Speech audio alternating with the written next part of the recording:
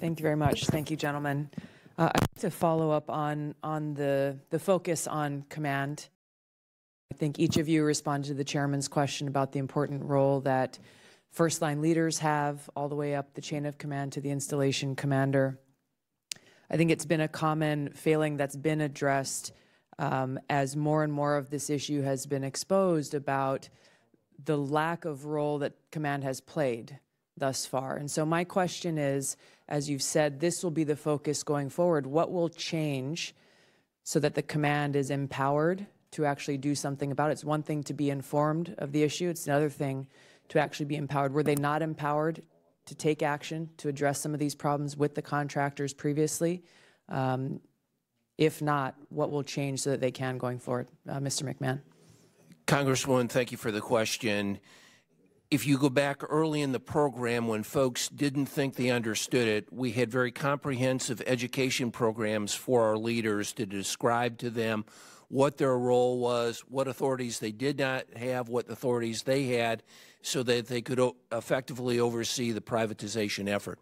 Over time, as we became comfortable, as we looked at the metrics and perceived the metrics to tell us it was going well, as you know, we have an infinite number of issues, a finite amount of time in terms of training. This, quite frankly, is something that fell off the scope. We thought it was going fine, and so we reduced and then in some cases actually eliminated that education as part of our leadership development for our leaders at all levels.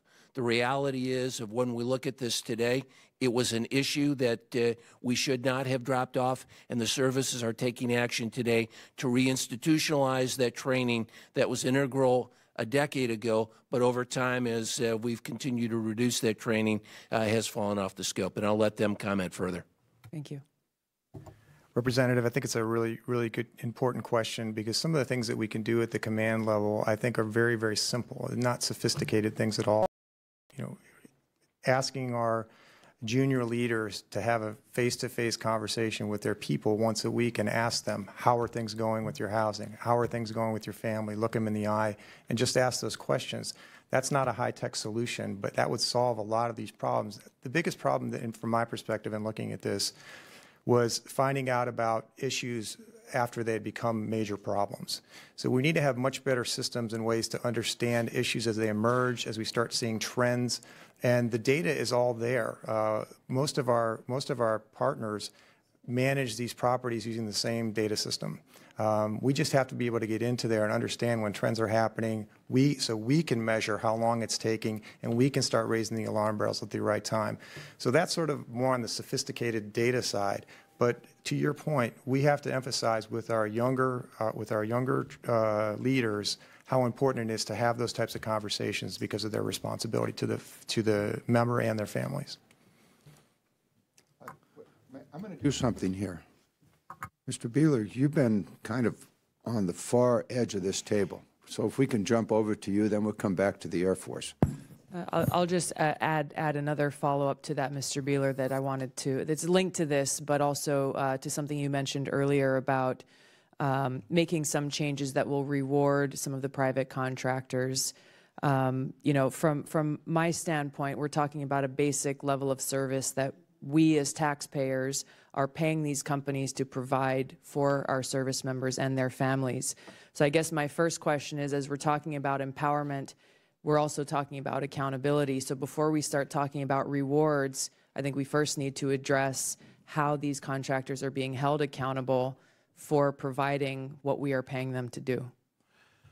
Thank you, Representative. And what I meant by, quote, and I should have put it in quotes, rewarding the private companies, is that every 90 days, and I think this applies to across the services, there is an incentive fee determination that is made by the garrison commander based on performance of the private companies. And it is the perfect opportunity and responsibility for the companies to be, if you will, judged and rated, so that if the companies have not done well in those 90 days, they don't get 100% of the incentive fees. In some cases, they might not get any % of the incentive fees. And the point that I was attempting to make is that the garrison commanders, in the case of the Army, had all too often sort of rubber stamped the request for 100% award of incentive fees per quarter. That's no longer the case. We actually have removed, for the time being, and brought it up to Army headquarters to, A, make those determinations, but more importantly, we're training the garrison commanders to know their responsibility in this area, and that they will take advantage of the data collection on, for instance, the work order responsiveness and performance to help them make the judgment. Thank you, Mr. Beeler. I'm sorry, my time has expired. It's obviously very disturbing to see that this kind of rubber stamp 100% incentive payments were being made previously. Glad to hear that it's not any longer. I hope we have the opportunity to address the fact that if a contractor is not they're underperforming and not meeting their marks, we're not talking about getting a lower percentage of incentives. We're talking about accountability to make sure that they are actually doing what they are contracted to do before you even begin to have a conversation about incentives. Thank you.